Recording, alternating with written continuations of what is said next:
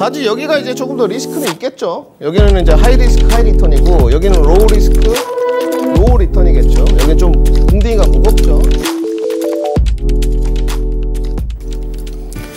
안녕하십니까. 토마토 투자클럽의 김민준입니다. 오랜만에 배워야 산다 시간으로 인사를 드리게 됐습니다. 올해 연초에 한번 인사를 드렸었는데요. 시간을 이 시간이 참 좋습니다. 저한테 잘 맞는 프로인 것 같고 또 하반기 때 인사를 드리게 됐습니다. 주제를 많이 고민했습니다. 과연 어떠한 부분이 주식시장에 진출하는 초보자들한테 가장 큰 도움이 될까? 또 주식시장에 진출해 있는 중수, 고수 이런 분들에게 어떠한 내용이 강의 주제로 가장 큰 도움이 될까 고뇌를 상당히 많이 했었습니다. 저의 출발점은 역시나 글로벌 시황이었던 것 같습니다. 대주제를 이렇게 한번 잡았습니다. 2023년 증시 하반기 핵심 공략 포인트라고 대주제를 좀 잡아봤고요. 전반기에 제가 이 시간을 통해서 여러분께 계속 말씀을 드렸었습니다. 올해 주도주 안에서 승부를 지어야 된다. 특히 이제 반도체 부분을 강조를 좀 많이 드렸었던 것 같아요. 결과물은 지금까지 잘 쓰여진 것 같습니다. 그런데 대여 변동성에 굉장히 취약한 그런 흐름의 달이 다가오고 있습니다. 결국은 준비 과정, 주식은 심리가 절반이다 이런 말도 합니다. 이 시간을 통해서 얻어가는 것이 있다면 분명히 단단한 심리와 멘탈을 가지고 주식시장에서 성공 투자할 수 있지 않겠나 이렇게 생각을 해보겠습니다. 오늘은 첫 번째 1강 주제인데요. 어떤 기업적인 내용, 섹터 이런 것보다는 지금의 7월의 대여 변동성에 노출되게 된 요소가 무엇이었나 이걸 생각해 보니까 역시나 FOMC 연준의 직격탄이었던 것 같아요. 물론 불확실성의 제거라고도 인식을 할 수 있지만 금리 연내 2번 더 올리겠다. 그러면 우리가 도대체 금리와 증시의 연동관계가 무엇인데 이렇게 시장의 투심을 계속 흔드느냐. 도대체 연결고리는 어떻게 되고 앞으로 금리 인상이라든지 이러한 부분들이 증시에 미칠 영향력 요소는 어떻게 될 것인가. 그 출발 시점이 오늘 첫 강의인 것 같습니다. 그래서 이 주제는 저는 이렇게 생각합니다. 오늘의 방송이 정말 레전드 방송이 됐으면 좋겠고요. 금리와 증시의 연동 관계를 우리가 진짜 초심으로 좀 돌아가서 알아보고 주식시장에 대입해보는 그런 시간이 됐으면 좋겠습니다. 자, 이제 출발을 좀 해볼 텐데요. 증시와 금리의 상관관계라고 이렇게 좀 적어봤습니다. 우리가 일반적으로 좀 느껴보니 올해 2023년 그리고 작년 2022년 한 해 금리 인상은 결국은 증시 하락을 좀 가져왔던 것 같습니다. 이 부분은 반론의 여지가 없는 것 같아요. 그리고 우리가 알고 있는 기초 지식들, 금리를 인상하면 고금리로 계속 올리게 되면 일반적으로 증시가 하락하더라. 그러면 2022년은 일반적인 이론과 거의 일치했던 것 같아요. 작년에 정말 우리를 고통으로 밀어붙였던 요소 중에 여러 가지가 있습니다만은 자이언트 스텝 이 부분을 빼고는 논할 수 없는 것 같습니다. 그러면 결국은 증시 하락이라는 것은 금리 상승기에 나오는 요소고 경기 침체 초기에 발생되는 요소라는 걸 알 수 있습니다. 이 내용들은 어떻게 보면 정의에 가까운 내용이에요. 그런데 왜 우리가 이 내용을 공부를 할까? 우리가 지식을 습득할 때 대입할 수 있는 요소가 무엇이냐? 그걸 알아야 되겠죠. 그래서 그 똑같은 글을 보면서도 정보 분석을 어떻게 하느냐? 이게 가장 중요합니다. 결국은 작년에 2022년에 증시가 하락했는데 그것은 금리 상승기였고 경기 침체 초기였구나. 이런 결과물들을 알 수 있는 겁니다. 그러면 지금은 어떻느냐? 2023년은 우선 보니까 분명히 2110, 30선 이 정도 찍고 증시가 상승으로 갔습니다. 최근에 어디까지 갔죠, 여러분들? 2650선. 그렇죠? 상당히 많이 올라갔어요. 아니, 전문가는 증시가 보통 하락하는 거는 금리 상승기인데 증시도 상승하고 금리도 상승했네요. 그렇습니다. 그 이유에 대해서는 D 알겠죠? 그럼 우리가 여기서 얻어갈 건 뭐냐?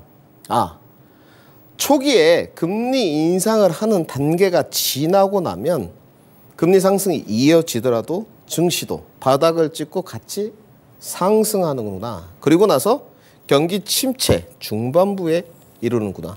그래서 지금 시장에서 뭐라고 읽었습니까? 경기 침체가 지속이 됐는데, 그렇죠? 지속이 됐는데 2분기가 저점이야.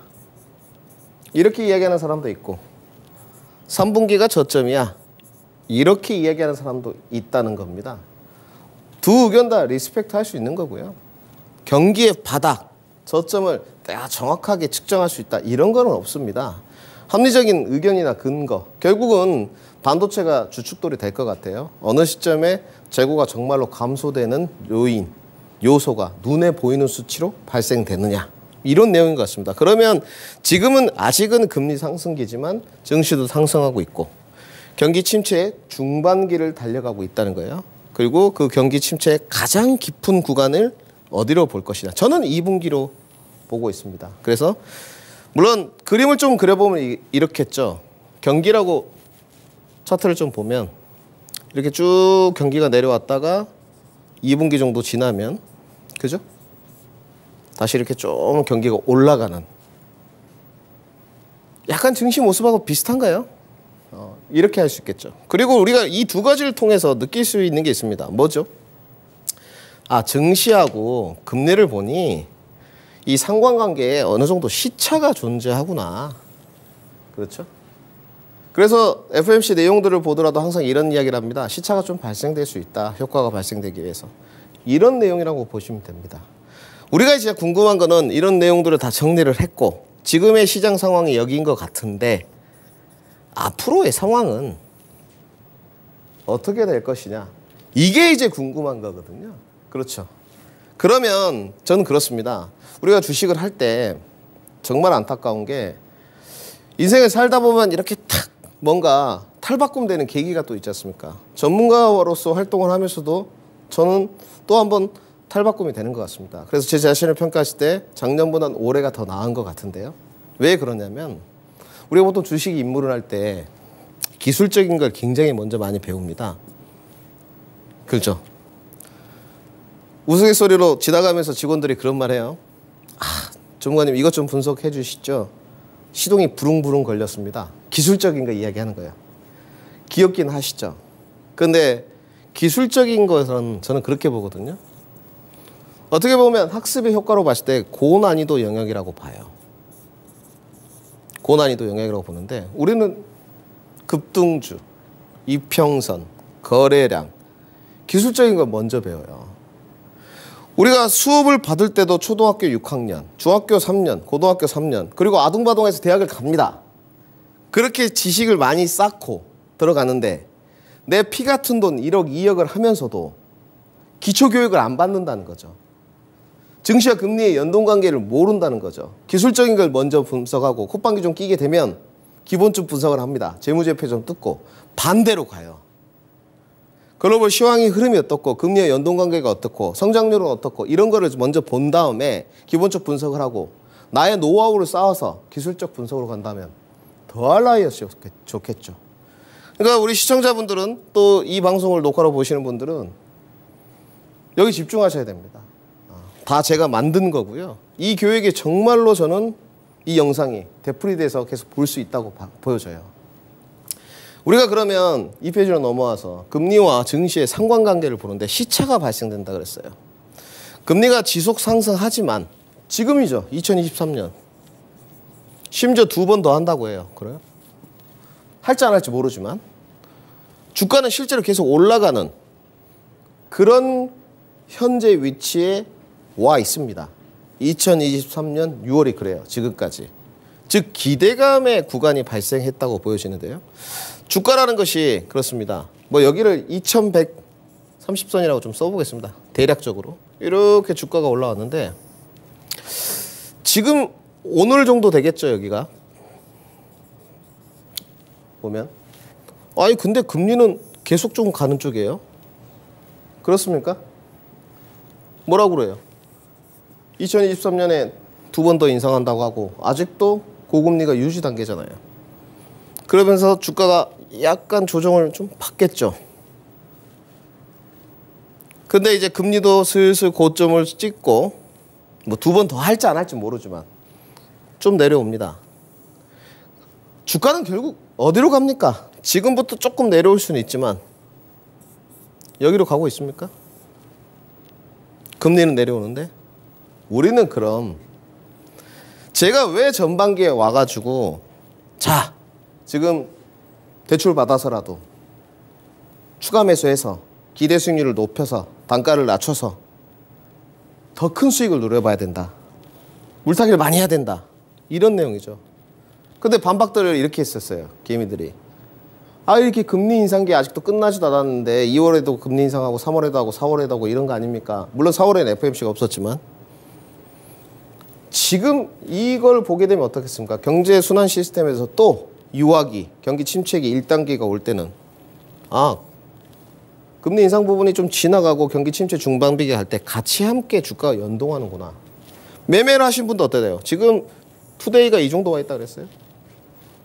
아 주가가 좀 조정받을 수 있겠구나. 그래도 금리는 내려가니 결국은 주가는 좀 올라가겠구나. 매매하신 분들 진입 타점도 잡을 수 있고요. 그죠? 투자하시는 분도 더 추가 매수할 수 있는 타점도 잡을 수 있습니다. 눈에 넣으셔야 되겠죠? 자, 그러면 우리가 이런 걸 봤습니다. 아까 그림도 봤죠. 아까 앞선발에 봤던 그림은 계속 볼 거예요. 주가라는 걸 좀 보니까 지금 우리 차트를 하나 좀 켜볼게요. 이거 먼저 해석을 딱 해보면 내용이 간단합니다. 주가는 기업이익에 반영을 한다고 해요. 그렇습니다. 주가라는 것은 기업이익을 반영합니다. 근데 어떻게? 경기의 선행에서 반영을 해요. 그래서 2022년 뭐 굳이 차트 볼 필요도 없는 것 같습니다. 지수가 어떻게 되죠? 2022년 지수 코스피 어떻게 됐죠? 쭉 떨어질 것은 날개가 없다. 쭉 내려왔어요. 왜? 주가가 기업이익을 경기의 선행에서 반영했기 때문이에요. 아직은 경기 침체 초입부였는데 2022년이 그렇죠? 쭉 떨어졌어요. 그리고 지금도 경기 침체가 지속되고 있는 구간인데도 어때요? 지금은 또 조금 올라왔어요. 이걸 하나 알아야 되고 그러면 금리는 도대체 어떻게 되냐? 금리는 뭐 선행이 좀 안 됩니까? 금리는 자금수 변화 변경에 따라서 후행합니다.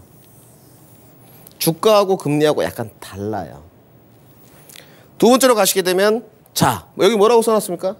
주가는 경기 회복 이전에 상승세로 전환을 합니다. 지금이죠. 2023년. 이제 주가는 아직 경기 회복이 안 됐습니다. 경기 침체 중반부예요. 진행형이에요. 그런데도 어떻습니까? 경기 회복 이전에 상승세로 전환을 했어요. 그러면 이 내용을 연초에 알았더라면 겁을 냈을까요? 어떻게든 돈도 좀 끌어오고 주식이 기대 수익률을 높이려고 투자를 더 적극적으로 했겠죠. 겁도 안 나고 자신감을 좀 더 갖고. 금리는 어떻습니까? 그럼 반대로 경기 회복이 나타날 때까지 인상을 하고 나면 계속 하락세로 갑니다. 경기 회복이 나타날 때까지 하락세를 가요. 그러면 차트를 잠깐 돌려볼게요. 이 부분을 보시죠. 고점 찍고 자 뭐 최종금리 예시를 한번 들어보겠습니다. 그냥 혼자 제 생각이에요. 최종금리 예시. 저는 그냥 5.0에서 5.25로 하겠습니다. 이 말은 다음 달에 금리 인상 안 한다고 보는 쪽이죠. 저는. 네. 순전히 제 생각입니다. 그럼 시장에 너무 좋을 테니까. 최종금리가 그래서 확정됐다고 치겠습니다. 그러면 확정을 지었으면 최종금리 기간을 유지하고 금리를 인하시키겠죠. 어디까지? 경기 회복 시그널이 나타날 때까지. 그러면요. 유동성이 풍부해집니까? 풍부해지죠. 아, 이제 유동성이 풍부해지고 경기 회복이 나타날 때까지 금리 인하를 계속하겠구나. 이렇게 생각하시면 됩니다. 자, 보시죠. 자, 이 내용까지는 저는 그렇게 생각합니다. 정의에 가까운 개념이고 내가 잘 알지 못하더라도 몸으로 체감하면 됩니다. 아, 앞으로 이런 경우 경기 침체 1단계 국면이 오면 난 이렇게 행동해야지, 주식시장에서. 이렇게 생각하시면 돼요. 이거는 정말 중요한 내용인 것 같아요. 왜 그러냐면 뭐 고수들, 중수들 자기만의 노하우가 다 있죠. 자기만의 철학이 다 있습니다. 좋습니다. 자기만의 철학과 노하우를 가지고 하시면 돼요. 근데 그 내용을 누구하고 공유할 수 없어요. 그렇잖아요. 공유를 하려면 저 대신 이 자리에 와 있어야 됩니다. 그렇죠. 저는 이 내용을 공유하고 싶은 이유가 뭐냐면 정말로 주식시장에 몸을 담고 있으면서 글로벌 시장의 흐름과 금리와 증시의 연동 관계와 기초 주식들이 정말 탄탄하게 쌓여 있느냐. 저는 이렇게 보여져요. 역삼각형 모양으로. 뭐냐? 기초가 되게 부실해요. 그러니까 톡 치면 쓰러지죠. 그래서 이런 모양이다 보니까 주식시장에서 돈 버는 사람이 10% 미만인 겁니다. 안 그래도 주식시장이 불공평한데 누군가 내 주식을 고점에서 사줘야 돼. 안 사주면 수익이 안 나요. 내가 수익이 100% 났는데 내가 100% 팔 때 그 주식을 누가 사줘야 돼요. 그러면 그 사람은요. 그 주식을 엄청 비싸게 산 거죠. 그렇죠.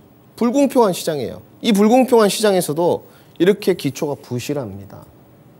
그러면 교육을 하라고 하면 기술적인 걸 해요. 추세, 캔들, 지지 이런 걸 합니다. 저는 이게 훨씬 중요하다고 봐요. 왜? 추세가 만들어졌다고 해서 시황이 안 변하는 거 아닙니다. 그 추세 하방 경직성을 확보했다고 해서 제롬 파월 의장이 하방 경직성이 확보됐으니 자 이제 갈 거야 이렇게 말 안 해줍니다.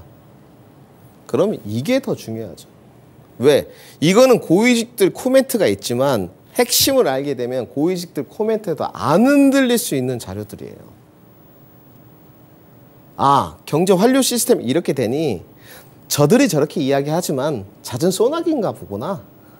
거시적인 걸 보고 중추적인 걸 보고 가게 되면 내가 경기 침체기에 저는 늘 말합니다. 지난 거는 잊으세요. 과거는 과거일 뿐입니다. 오늘보다 내일이 나아야죠.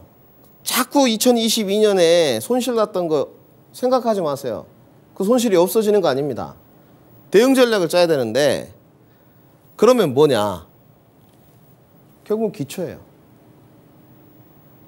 이겁니다. 그래야지만 추가 매수를 적극적으로 할 수 있죠. 그러면 증시와 금리는 항상 반비례 관계? 제가 물음표 달아놨어요. 이건 아니에요. 그렇죠. 단순 반비례 관계보다는 약간 유동성, 실적 이런 차원의 고려가 좀 필요해요. 이거를 약간 예시를 들어보면 옆에다 딱 써보면 이렇게 됩니다. 2022년 이 내용입니다. 금리 영향도 있었고 자이언트 스텝 아이씨 중국 봉쇄령도 있었고 그렇죠? 인플레이션 물가 상승도 있었고 또 생각지도 못한 국제정세 지정학적 리스크도 있었고 이런 복합 요소들이 증시에 영향력은 줘요. 그런데 가장 큰 영향력을 주는 게 무엇이냐 여기에 대해서는 주관적 해석 차이가 있을 수 있습니다. 저는 그런데 기본으로 좀 돌아가 보자면 그래도 이거이지 않나. 금리. 어떤 금리의 하락, 금리의 상승 부분이 가장 증시에 영향력을 크게 주지 않나. 이렇게 생각이 들어요. 그리고 금리 인상이 뭐가 나쁘냐면요. 우리가 금리를 좀 사물로 지칭하고 이렇게 본다면 금리 인상이 뭐가 나쁘냐. 물가 잡기 위해서 금리 올릴 수 있는 것도 아니냐. 금리 인상이 자산 가격 하락을 가져옵니다. 이거는 100% 팩트예요. 금리 인상을 하면 여러분들 예시를 들어놨어요. 주식도 떨어집니다. 자산 가격 하락이죠. 금리 인상을 하면 제가 늘 말씀드렸어요. 한국의 부동산 가격을 잡는 것은 국내가 아닙니다. 미국 금리예요. 역설적으로 보면 어쩔 수 없어요. 미국이 금리 올리면 다 따라가니까. 전반에 한국 지금 금리 조금 따라가긴 따라갔지만 중단했지 않습니까? 곧 더 따라갈 겁니다. 어쩔 수 없어요. 뭐 부동산, 자산 가격 하락을 가져와요. 그러면 여러분 어떤 생각이 들겠어요? 아, 내 자산 가격이 하락하니까 금리 인상기에는 예를 들어 금리 인상기가 돌입할 것 같다. 미리 움직여야죠. 아, 조금 자산이 높았을 때 정리를 해놔야 되겠구나. 주식은 그때 좀 팔아야겠구나. 부동산은 좀 그때 팔아야 되겠구나. 지금으로 시점으로 보면 어떻습니까?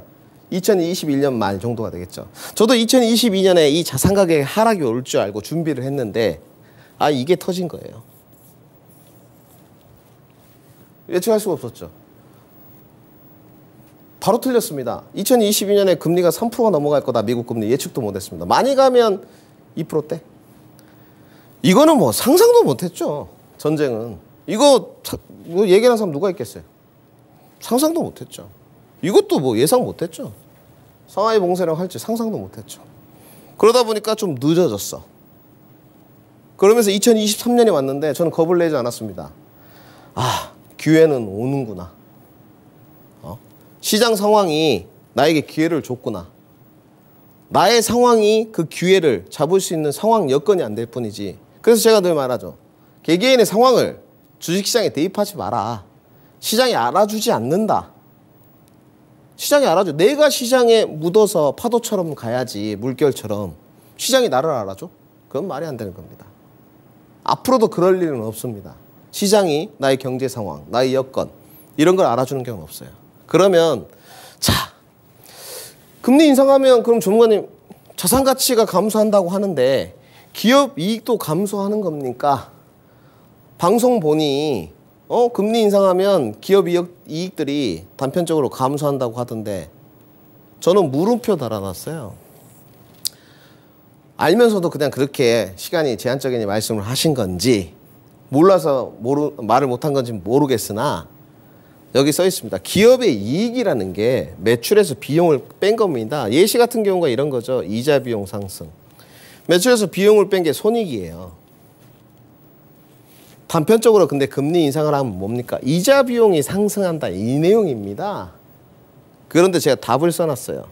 이자 비용만 상승하면 기업 이익이 감소한다? 그렇습니까? 그건 말이 안 되죠. 이거는 완전 어불성설이고 억지입니다. 어떻게 이자 비용만 상승하면 기업 이익이 감소해요? 왜? 이런 경우 있을 거 아닙니까? 이자 비용이 상승을 했는데도 매출이 더 많이 늘었어요. 더 많이 늘었어요. 그래서 이자 비용을 상쇄하고도 남을 정도가 될 수 있는 경우도 있습니다. 그게 뭐냐? 그래서 2023년에 보니 2023년 전년 동기 1분기보다 실적이 늘어난 기업들이 있잖아요. 그들 기업은 저금리예요? 따로 금리를 적용해 주나요? 그렇지 않잖아요. 똑같이 금리 상황을 여건을 봤는데 물론 고정금리로 했을 수도 있고 변동금리로 했을 수도 있겠지만 저는 100% 고정금리로 했다고 보는 쪽이거든요. 그래서 뭐냐? 금리 인상이 기업의 이익의 감소와 직접적 관계가 있는 건 아니에요. 그렇다면 여기 이제 네모칸을 제가 쳐놨습니다. 네모칸 들어갈 말이 뭘까요? 시원하게 제가 말씀드릴게요. 첫 번째는 가장 중요한 게 성장률입니다. 딱 좀 정리가 되십니까? 성장률 뭐죠? 전문가님? 맨날 발표합니다. IMF 이런 데서 경제 성장률. 중국은 5%대. 한국은 1%대. 이렇게 성장률. 왜 성장률을 이야기하겠어요? 결국은 금리 인상을 하면 소비가 둔화가 되잖아요. 경기가 둔화로 갑니다. 그렇기 때문에 뭐예요? 성장률이 낮아지는 거죠. 여기다가 조금 더 하나 추가적으로 하면 알파로 저는 이걸 쓰고 싶어요. 속도. 금리 인상 속도. 추가적으로. 이게 가장 중요하고요. 그러면 자, 여러분들 이거 다 몰라도 돼요. 이거 다 몰라도 됩니다. 여기로 가보시죠. 그러면 글로벌 경기하고 작년에도 타격을 입었고 증시도 타격을 입었고 지금도 좀 좋아졌지만 불안 요소들이 있어요. 금리, 고금리 유지 기간이고 더 올린다고 해. 그러면 타격을 줬는데 무엇 때문이냐? 이거죠. 금리 인상의 속도, 경제 성장의 폭입니다. 실질적으로 보게 되면 그렇게 금리를 줄다림질을 쳐버리니 자이언트 스텝을 하니까 실질적으로 그렇습니다, 여러분들. 중국보다 인도가 성장률이 조금 좋습니다. 네. 잘 이야기 안 해요, 그런데. 솔직히 인도까지. 인도가 또 IT 강국이잖아요. 인구수도 많고. 인도가 더 높아요. 근데 국가적 위치가 좀 틀리죠. 아니, 주모님 중국보다 인도가 더 센 거 아닙니까, 파워가? 중국이 더 센 것 같습니다. 여기 외에 하나 더 하면 뭐 베트남 정도? 여기를 제외하면 미국이나 유로 성장률이 다 1% 전후예요. 성장률이 1% 전후가 되다 보니 금리 인상을 해서 뭘 하기 시작해요? 구조조정. 기억나시죠, 여러분들? 골드만삭스, 마이크로소프트 몇만 명? 1만 명 정리해고 연초에 다 했었습니다. 근데 우리 망각의 동물이 다 잊어버렸죠. 벌써 몇 달 안 됐는데. 그리고 뭐가 가장 직격탄이에요? 글로벌 경기하고 증시에 타격을 주는 게 금리 인상 속도를 빠르게 가버리면 이거죠. 지금 어디? 대한민국, 한국. 직격탄이죠. 제가 어제 관세청 들어가서 봤거든요. 10대 품목도 관세청 들어가면 이렇게 쫙 일목요연하게 나와 있는데 적자 폭이 줄어들긴 했습니다. 행복하죠. 예. 1월달 보고 5월달 보니 야 많이 줄었다 이런 생각이 들긴 듭니다. 긍정적이죠. 근데 어떻습니까? 수출 감소가 이루어져요. 그럼 수출 감소가 이루어지면 한국 같은 경우 어떻습니까? 실질적으로 돈 버는 게 없어. 개털이야. 예. 그러니까 뭐가 와요? 소비 둔화가 되죠. 주머니가 돈이 없는데 아껴 써야지. 그러면 또 뭐가 안 좋아지냐? 가계 부채가 증가합니다. 집들의 빚이 많아져. 그래서 파산도 하고 도산도 하고 만세도 불러. 그래서 늘 국가를 보면 잠재 성장률이라는 걸 발표를 합니다. 한국은 뭐 잠재 성장률이 좀 그때그때 바뀌던데 3%대? 뭐 2점 몇 %대 이렇게 되는데 이 잠재 성장률이 계속 감소해요. 너무 안 좋죠. 결국은 금리 인상을 하고 속도까지 가파르게 해버리면 여러 가지 영향 요소를 주면서 가계부채 증가, 잠재성장률 감소, 실질소득 감소, 소비 둔화까지 이어지니 소비 둔화가 되면 뭡니까? 기업의 물건이 안 팔리죠. 그래서 매출이 떨어지는 거예요. 이런 연결고리가 있다는 겁니다. 지금 내용은 이러한데 타격을 줬던 내용들이. 자, 하나 더 보시죠.